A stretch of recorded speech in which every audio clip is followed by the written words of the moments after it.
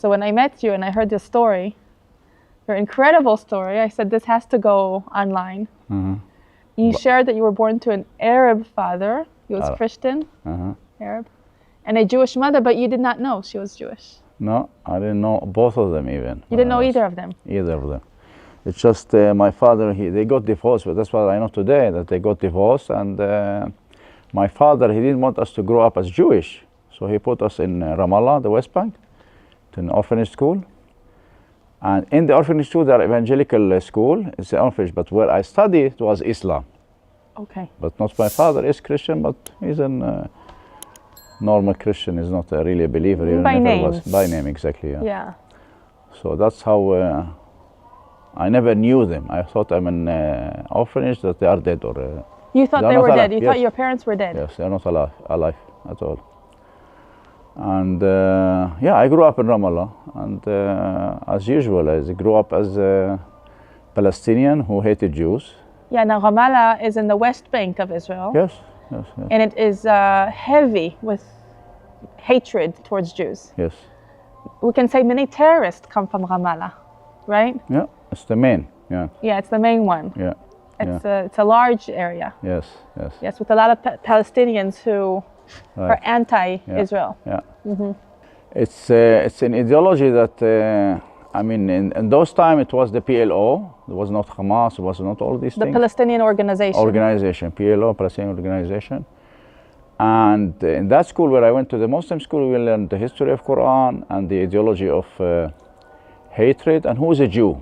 A Jew for me, it was a picture in the class, a big one. Every class we had this picture, and you could see a Jew with a big nose, with very fat, and out of his mouth much blood. He's eating the flag of Israel and the flag of Palestine. And we believe that they come also from the monkeys. That the Jews came from the monkeys. Yes, not the Arabs, but the Jews. The Jews, especially the Jews. Yeah. And it's okay that a good Jew is a dead Jew. That's what I believed, and I really hated them. My hatred just came from education. And I believed from my heart that Islam is the only solution for all over the world. You had no idea that your father was not Muslim? No, at all. Okay. Even the evangelical school, they were so pro-Palestinians that they believed even in the replacement theology. And they forced on us the Bible, they forced on us everything. They read only the Bible, the New Testament, not the Old Testament at all. And that was the second part of my, and I hated that Jesus because he was a Jew. And I had to be forced to learn about him. I loved Islam more than the Bible. So this was an evangelical school, yes. But they taught Islam in it? No, they taught evangelical, but only the New Testament. Only the New Testament. They talked about Jesus. And they believed in replacement theology. The replacement theology meaning that the church is replacing Israel. Yes. Right? So yes, all the Christians are replacing Israel. They're not adding into Israel. This is what the Old Testament and New Testament together says. Yes.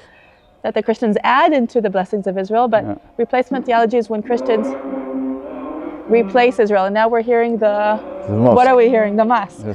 It's a prayer. They pray it every day 5 times. And in the end of it, it says, it's like a curse against the Jews and the Christians. And the good people, the Islam. And in Israel, it is legal for them to cry this out, to pray this out loud 5 times a day. And whoever is around can hear it, right? And Jewish, Christian, doesn't matter who. It's almost like a brainwash, yes? Yes, it is a brainwash. That's what 5 times a day, and they end with hating, cursing the Jews and the Christians. It's like, الْمَغْضُوبِ عَلَيْهِمْ وَلَا الضَّالِّينَ, I say it in Arabic. Not those who are, God hated them, hates them is the Jews, and those who were lost, the Christians. It's like a curse, they pray it every day, and not us, the good people. We are the good chosen people, the Muslims. So that's how they end it, the prayer. That's what they do. And it's every day we hear it. And right now we're in the old city of Jerusalem, and the mosques are right near us, and we hear it actually from a few mosques around. And Many this is allowed. Mosques, yes. Yeah. That's one of them. Yeah, okay. So let's go back to Ramallah. Yeah, and I grew up also in this evangelical school that we were many children there. I was abused in many ways, even sexually also, and beating. There was nothing good in it. There was no love. It's only violence, and you have to do everything. You must.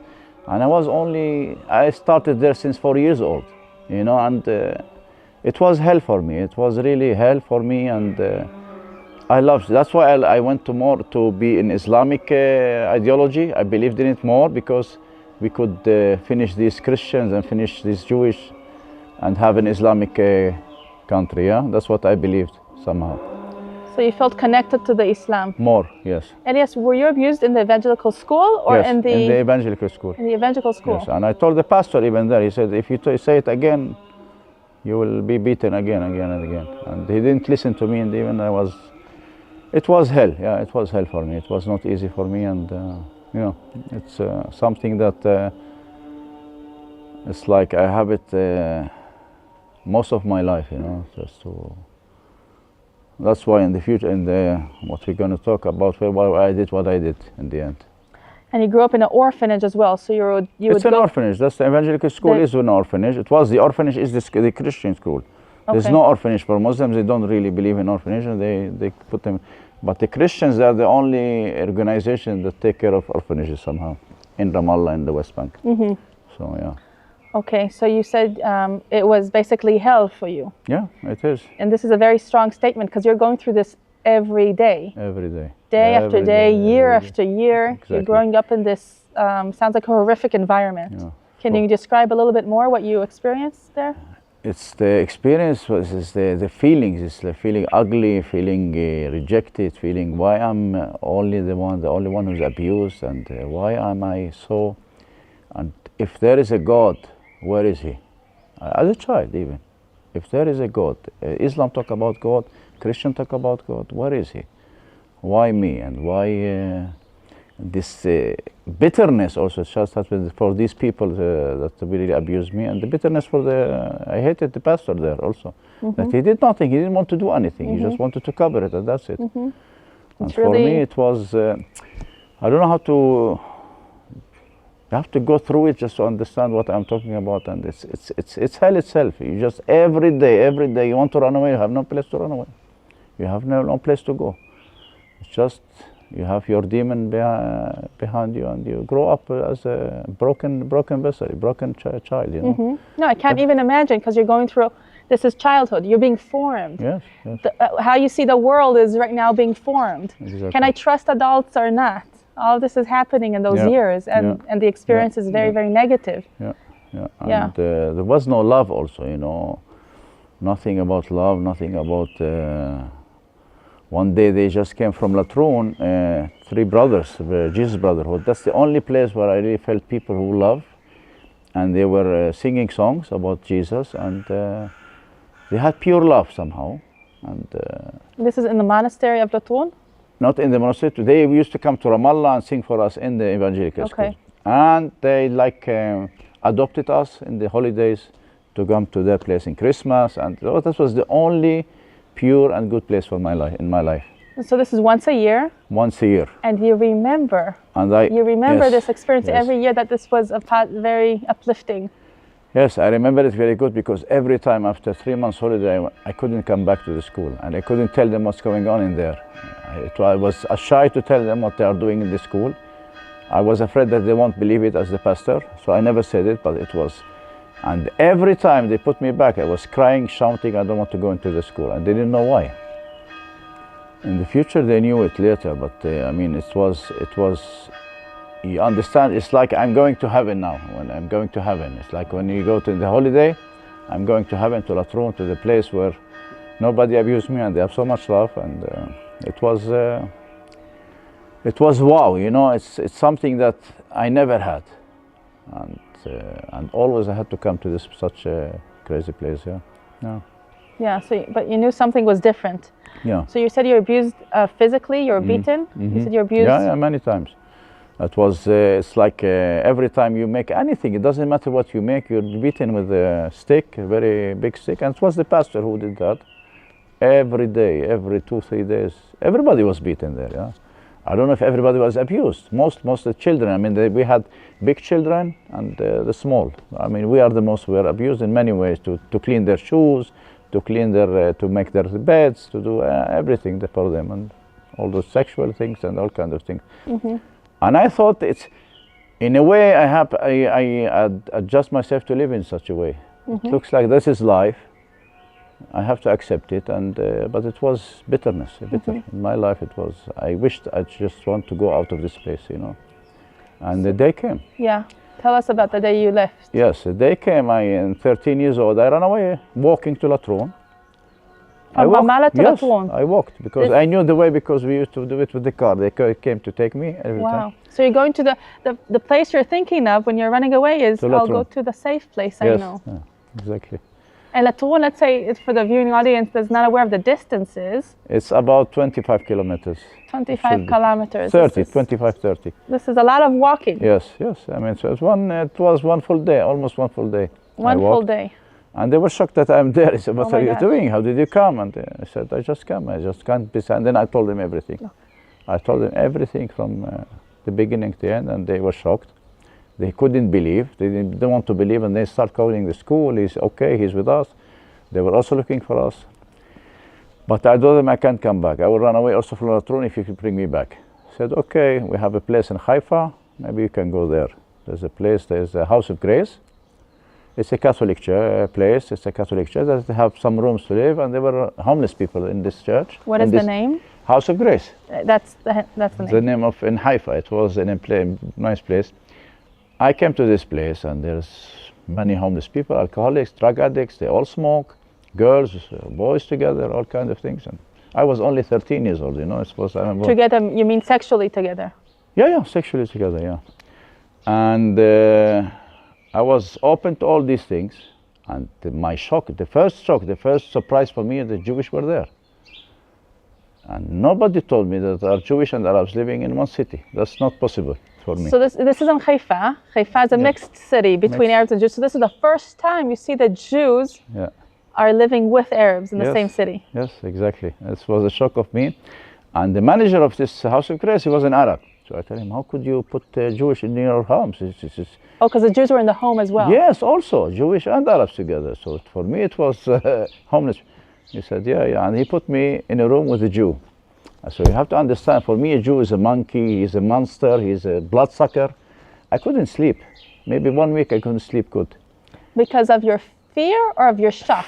Fear and shock. It's all together. You know, this Jewish guy, he slept good. Was everything okay with him? And I was shaking, all the time shaking. He will wake up and if I sleep, he will wake up and suck my blood. And this is the fair. I believed it so very. It was terrible for me. I mean, because this is what you were taught. Yes, exactly. As a kid. In the end, I see this guy is nothing. Is everything okay with him? And he sleeps good. And he even asked me always, you want tea, you want coffee, you want to eat something? And I couldn't. I didn't also speak Hebrew in those days. He also didn't speak Arabic. Some of them, the Jews, didn't speak Arabic.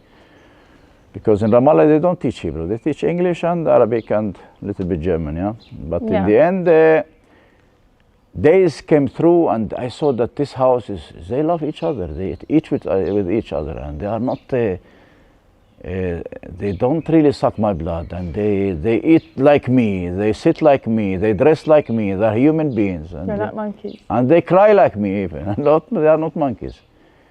And the focus was on the getting healing. Yes. Right? Not the differences between Jews and Arabs. Yeah. Yeah, Elias, so this house specifically was for, what's the purpose of House of Grace? The house was for homeless people. Homeless. So most of them were drug addicts and alcoholic, but they used to do drugs, they smoke, and I saw all these things, you know. I saw everything. It's like You were witnessing it. Witnessing it. But you were only, I mean, we can say you were only homeless, right? You were not only alcoholic, homeless. You were not drug addict. No. I never touched all these things. Yeah. And they were even fighting to each other. If anybody gives Elias anything, we'll kick him out of the house. They were very, very strict to protecting me. And you were the youngest one there, I suppose. And I loved it, and I said, this house is beautiful.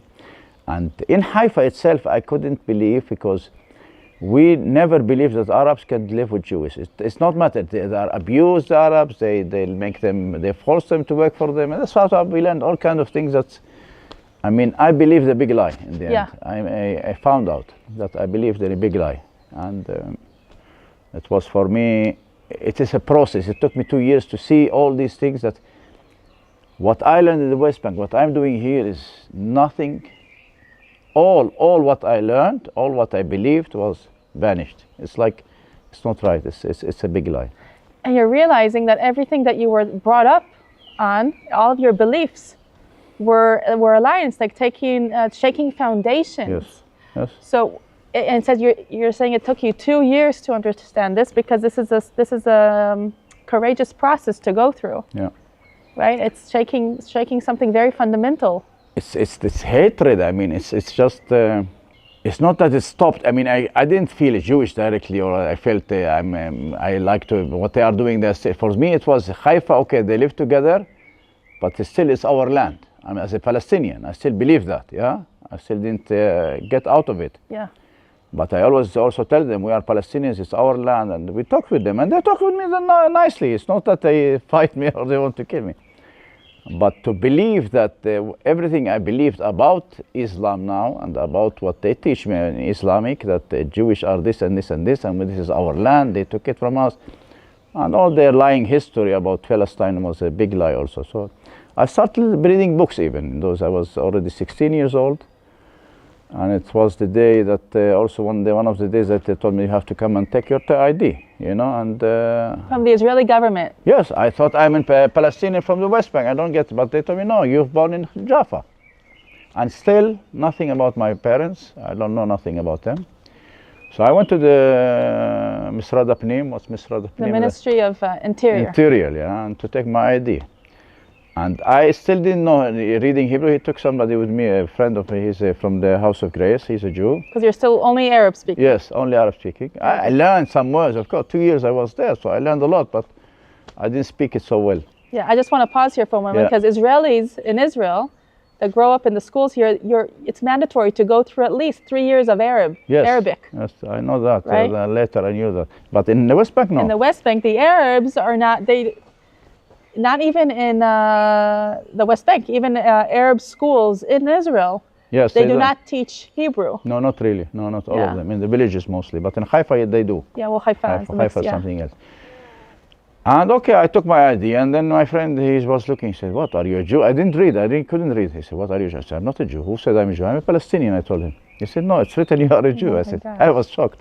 I said, no, this is a big mistake. And I was very angry, and I started shouting, I'm a Palestinian, I hate you. In the interior, they say, and the worker there, she said, hey, man, come down. Maybe there is a mistake, we can fix it, it's not a big deal. Okay, you are Palestinian, you're Arab, it's okay with us.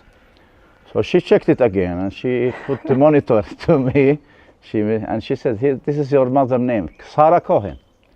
You cannot be less Jewish than that. You're more Jew than you are. Also, your mother is Jewish, and she's a Cohen. She's from Sarah Cohen. It's a Cohen, and Sarah is a Jewish name. Yes, Cohen means priest. But it's a very, very predominantly Jewish name in Israel. Double Jewish name. Yeah. So I was frustrated. I was really frustrated. I was shocked, and I didn't know what to do with that. They said, we cannot change. I said, but you have to put me, I'm an Arab. He said, no, there's no way we can make you an Arab. You are a Jew. You are not an Arab. Because you're learning here, in this moment, that the people that you hate the most, now you are one of them. Exactly. So it was a shock of my life, and it's just, I begged her to change it. She said, there's no such a way. You are a Jew. We cannot. There is a law. Even a Jew cannot change. Even Arab, if he wants to be a Jew, it's okay. But a Jew to be an Arab, that's not possibility. Even when in my marriage, I will tell you later, I had a hard time to get married because of this. She's a Christian and I'm a Jew. And in the end, I had to take it. I had nothing. I said, it's only papers. My heart, I'm a Palestinian, I'm an Arab, I'm okay. And I started not to hate the Jews also. Something happened with me that the hatred of the Jews just came down a little bit slowly, and they are very normal people. I work with them, I did everything with them, I sleep with them, I eat with them. It was good, it was a great time. Much better than Ramallah, that I was abused and very beaten child. Beaten. Put down all the time, rejected. And they loved me, these people loved me. I couldn't believe that a Jew can love me, or that I can eat with them in one table. We have one shower, we have everything was okay, was good. And they were very, very, especially the Jews and not the Arabs in this house, very protective to me. And after they knew that I'm a Jew, they were so happy. This Palestinian is a Jew.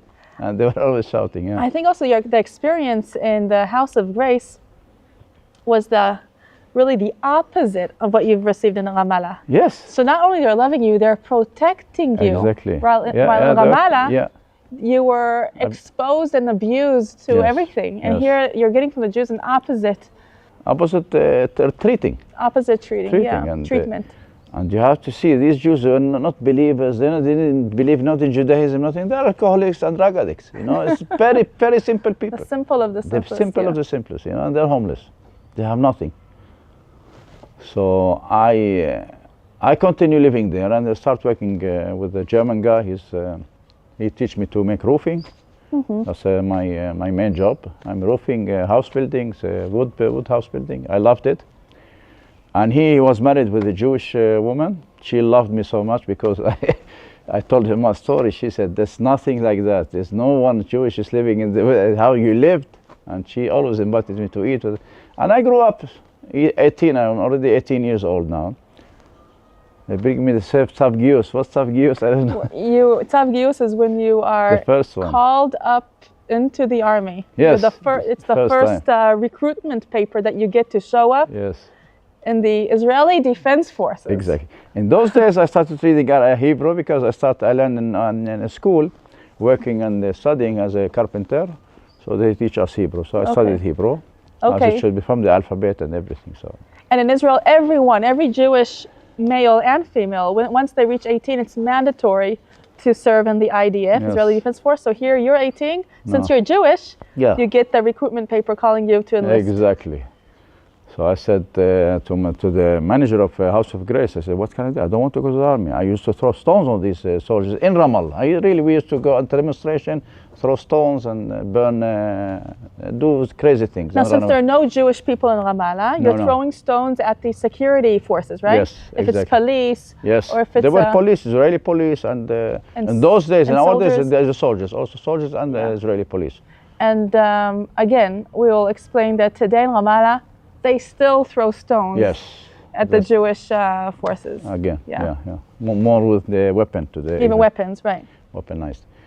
And I got afraid a little bit because I can't be in the army. It's not my, I am a Jew, yes, of course. I started to get too much. Yeah, I couldn't go because I was afraid from the soldiers. I was so feared from the soldiers. Even we went to demonstration because they forced us to do that in the schools. We went out of schools starting this one.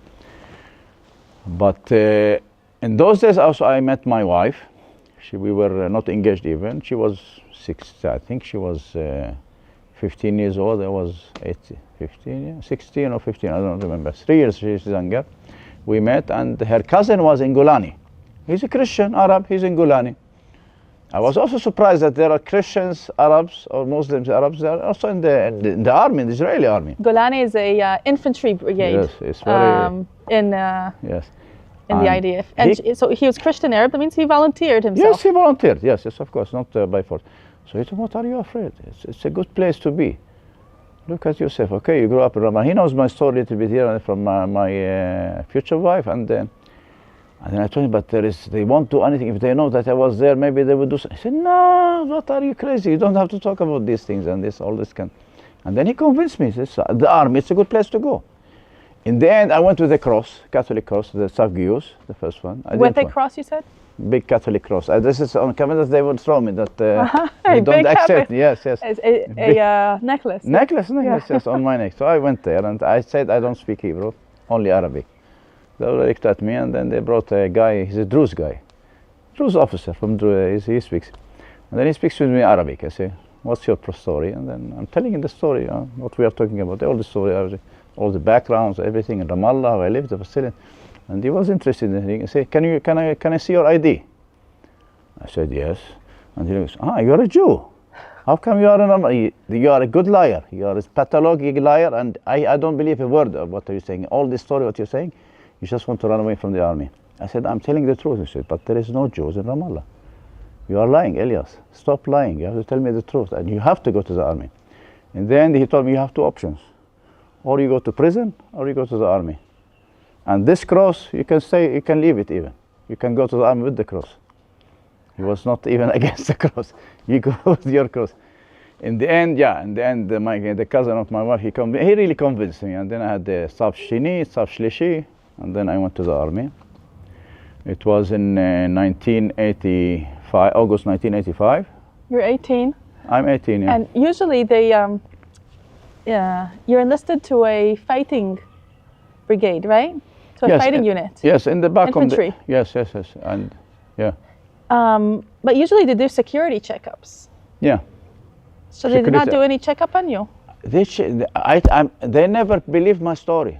Not in the army, not this Druze guy, even in my brigade where I went to Ranut, the training time, I told them about myself a little bit here and there, but they never believed that. There's no Jew in Ramallah. They thought I'm hallucinating, or why I'm telling this story, I don't know. And God really wanted you serving. Exactly, that's the idea. In the end, I made the training for 6 months, very hard training. Boot camp. Yes, in the Nahal. Nahal is another, brigade, it's the, another infantry. And they are always against the Golani all the time, fighting. Yeah, but in the end, I met the training, and there was something happened with me in the training time. You know, when you train and they are all Jewish. I'm the only Arab in this Gdud where I think 100 and something, the brigade. And I start loving these people. Something with the Jews is very special. They are very kind, and they are like my brothers now. Look, and imagine, they are my brothers in Achim Baneshek, you know how to say. Yeah, it's called Brothers in Arms. In arms, I think you say. Or weaponry or something. Yeah. So we ate together, we sleep together, we trained together, we helped each other. Yeah. And I was strong in there. I could be, and I wanted to be very strong because I wanted to prove everyone that I'm not that child in Ramallah. I was always thinking about my childhood all the time. That I'm going to do everything to be strong and to continue my life and to just to forget about it. Yeah. And something changed in me that I loved the Jews. I accepted myself as a Jew. Suddenly I'm a soldier. I have a flag. I have a country. I'm not rejected. Yeah. I'm a part of a country. Yeah. It was a great feeling. It was something very like heavenly, feeling. And in those days, I started praying, thank you, God. I didn't say even Jesus, I didn't say Father, because I couldn't say Father, I couldn't say Jesus. Yeah? You couldn't say it because? I didn't believe in it anymore, because it was false from my childhood, somehow. Because it was related to the, maybe abuse? Yes, all kinds of things. And after that, we finished the training. Where do we go? To Lebanon. In 86. Yeah, I think in 85, in the end of 85, I started to go to Lebanon. So you finished the boot camp? Yes. Very hard boot camp in Israel, right? Yeah, You're going very, through very very hard training. Yes. This is also what happens in the IDF. You become like brothers. Yes, because you spend so much difficult times together in the training and the sleeping and the shetach. The shetach is the ground, the outdoors. Yes. Right? Shetach, with the whatever weather you got, hard conditions, and you're going through this training in order to prepare you for fighting. And here you go to Lebanon, which is so I go to Lebanon, and it was not easy in Lebanon. Yeah, it was war. It was against the PLO. And in those days, we worked with Hamas against the PLO. Maybe nobody knows that. And the IDF worked with Hamas? Yes. They worked with us against the PLO, because they were against the PLO. Till today, they are against the PLO. They don't come. The Fatah is like Abu Mazen, and Hamas is Hamas. Yeah. But there was so many killings, so many, how can I say it, so much casualties, people being killed? Yes, being killed. And we went into houses where PLO killed the people who worked with us, and you could see women raped and killed, and their child outside, and children. For me, it was my eyes were open in something, but I couldn't feel in the army. You don't have to feel; you just have to do it. We didn't do these things, yeah. But you were witnessed. Yes, witnessed. You were witnessing these horrible atrocities in the homes in Lebanon that the PLO did. Yes. Yeah. For the people who were with us, Tzadalniki.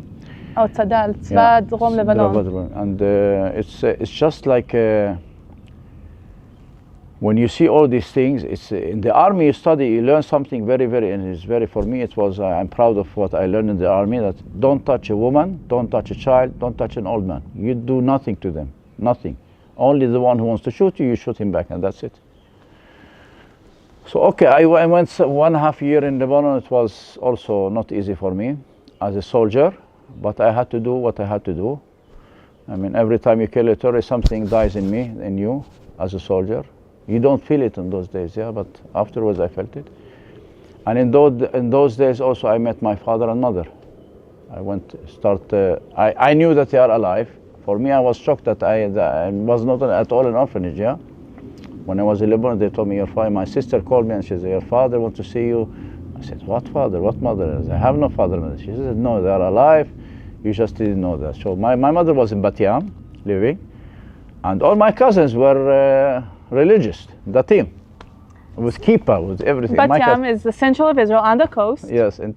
And it is all Jewish. Yes. Right, so you're realizing that your mother is actually from an Orthodox family. Exactly. Jewish Orthodox. Yes. And on the other side, I went to Jaffa, where in Yefet, it was all Arabs, mostly Christians, and my father is there. And he already got married again. He has another 2 children. My mother also has. She got married again. She had another 3 children. So I was in the middle. I was not really accepted. I just wanted to see her. Who's that woman and who's that man? So they wanted to see you, or you wanted to see them? I wanted to see them. I wanted to make them proud as a soldier. Yeah. Look at me now, who I am. But it didn't make anything to them. I just drank with my mother. It was a cup of coffee, and she was very cold. And she started blaming my father, what he did, and all kind of things. I think I stayed 15 minutes, and I said it's enough for me. I couldn't bear it more, and it sounds like she was so caught up with the history. Yes. But later, I knew her more and more and more. I went to visit her and did everything to know her better and better. But she never knew even my children. She never came and visited my children. I did everything to her children. I went to their marriage. I went to their children. It's a big story, but I don't want to go through this now because it hurts me that she still rejected me. And my father the same. My father, he had also another family. He got married, I was just me, my brother. But I said, you know what? I have family. I'm a soldier. I have a guy. I'm strong. I don't need them anymore. So I'm back. And in 1997, the Intifada started, the first one. And from there, they sent us from Lebanon. We sent us to Jabalia, Khan Yunis. It was not easy at all. Not easy at all because I felt I'm betraying my people again. I don't know, something happened to me again when I was in Gaza, because I mean, they are my people. I live with these guys. I mean, you hear the language. I hear the language. They speak the same, and they're not all of them really. And it was very hard for me to pkuda, mazib pkuda. Command. There was a command, an order of Rabin to break hands and legs. I don't have to say it if you. But to break hands and legs of who? People who are making trouble and all kind of things. In Gaza? In Gaza. Also the terrorist attacks starting also in these days, and I think it was in 88, 89. And I started hating Arabs. It's like, I think I hated them more than I hated Jews, of what they are doing, of what they did, of what they did to me. What do you mean, what they're doing, what they did? What they did, they were killing soldiers, they were bombing buses, they were doing all kinds of things. During the Intifada. During the Intifada, and killing. I hated them, I think, more because of what they did to me. That's more obvious. And I was a monster, I became a monster, and I did break hands and legs for many, you know. And from Gaza also, they sent me also to Ramallah, and where I grew up, and most of my classmates, they recognized me, and that's the sign they did to me that you're a betrayal. Do you want to? So they're identifying you. Yes, identifying. On in IDF uniform. Yes. And they're signing. You have to be. You have to. We'll kill you one day. It's like that, you know. And many. Because all Ramallah, I mean, it was small, and many there, and they were. So you're there in the streets, in the houses, because it seems like you're very face to face with them. Yes. Of course, you have to go in the house. You have to see this. You have to see that. You're arresting wanted ones. You're arresting terrorists, right? You're keeping some control sometimes. There are different raids that the army is called to do. Yes. Yeah. They wanted the leader somehow more, and I mean, terrorism. It was more with the buses, with all kind of things, but in the cities it was more like we had to do what the army have to tell us and to arrest many people, many of them, and to bring them to justice. When there is intelligence yeah, beforehand, exactly. Yeah, that's how I grew up in the army, from Lebanon to the Intifada, from Lebanon to Intifada, many times. And so we're speaking about Lebanon, Khan Yunis in Gaza, then yes, Ramallah, Jenin, Nablus, all these hot places, yes. very dangerously, dangerous security conditions. Yeah. And I look for this 2 people specifically to kill them, that they abused me in the school, and I knew somehow where they are, where they live. One in Nablus, one in Jenin, and when I was there, I was looking really good, but